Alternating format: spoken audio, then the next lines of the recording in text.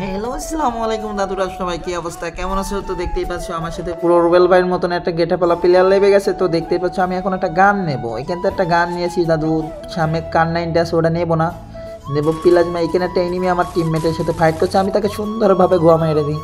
তো দেখো এখানে নক করার পরে কি করি আমি এবার, সামনে যেয়ে দেখি আমার প্লেয়ারের আবারও নক করে দিয়েছে। আমি তো ভাই রেগে ফায়ার, ভাই এটা কি হচ্ছে আমার প্লেয়ারের সাথে। তো আমি কাঁঠাল বেলে রাবজি কাঁঠাল খাওয়ার জন্য আমার টিমমেটকে এইভাবে তোমরা কাঁঠাল খাইয়ে দিলে হবে?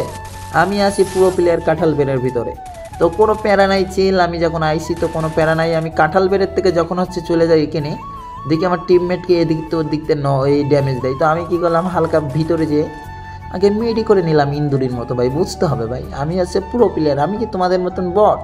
তো আমি এখান থেকে হালকা বেরিয়ে দেখছি এই সাইডটা একটা এনিমি আসছে। তো আমার টিমমেট একটা ওয়াল মারছে, ওয়াল মারার পর দেখি এনিমিটা আসছে কি সুন্দর দৌড়ে, আমি খুব সুন্দর মতন হেডশট দিয়ে তাকে নক করে দিলাম। তো মা এই পাশটা দিকে আমার আবারও নক দেয়। ভাই এটা কি ভাই, এরকম তো কথাবার্তা ছিল না ভাই। আমার টিমমেটটাকে উপরে বটের মতন নক হয়ে গেছে। তো আমি তাকে রিভাইভ বলছি, নিচে লাভো, সে তো নিচে লাভে না ভাই, কি করব ভাই। পরে কিলটাকে আমি কনফার্ম করে সামনে মুখে দৌড়বো এবার।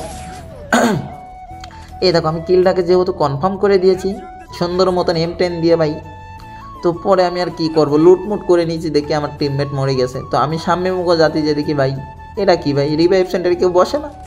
ও ভাই পেছনে দিকে একটা মেয়ে লাভছে ভাই, এটা কি ভাই, ও তেরি ভস্ত্রী কো নিকাল।